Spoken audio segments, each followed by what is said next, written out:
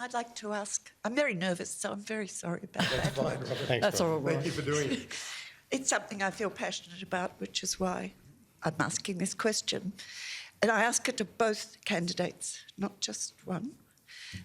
Looking at the policies, and that's all I'm interested in for both parties, it appears that electric vehicles, batteries, are very much part of any reduction. Every battery contains cobalt. 70% of the world's cobalt comes from the Democratic Republic of the Congo, where, while there are big Chinese mines there, that's one thing, unfortunately, due to the unprecedented demand for cobalt, little kiddies are being sent down what they call artisan mines. In fact, they're holes in the ground that adults can't get into. We could never happen in this country, and yet we are cheerfully. There's plenty of reports on this.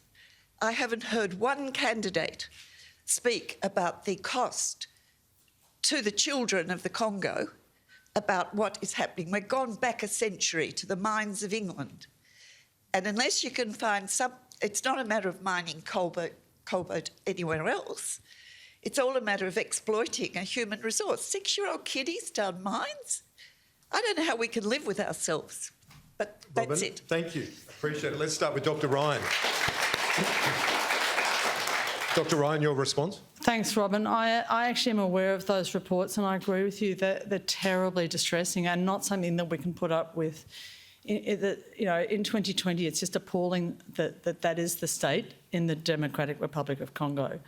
I actually have a new electric vehicles policy which I released last week, and one of the 3 parts of that was a commitment to supporting domestic production of batteries for electric vehicles. We are in an incredibly fortunate position. This is the only country in the world that has all of the rare minerals that are required for electric vehicle battery production. And by having onshore production of those, not only would we benefit from that economically, it would actually benefit us from a security point of view, because we don't want to be beholden to the $28 billion worth of petrol that we're currently importing from the US. We've seen what happens to petrol prices when we have things like the war in Ukraine. We need to be able to have onshore production of that sort of thing, not just for our economy, but also for our domestic security. The COO of Tesla is based in Sydney, and she has said it is crazy we're not making these things here. We can do that for our own benefit, and then we can get the exporting dollars from it. So how do we approach that problem in the DRC? We make them here. Treasurer. Well, thank you. Just a few weeks ago, I was in Western Australia, and I announced a $1.25 billion loan from the federal government for the first integrated critical minerals refinery in the Western world. And we're in agreement here. Australia has an enormous domestic resource of critical minerals.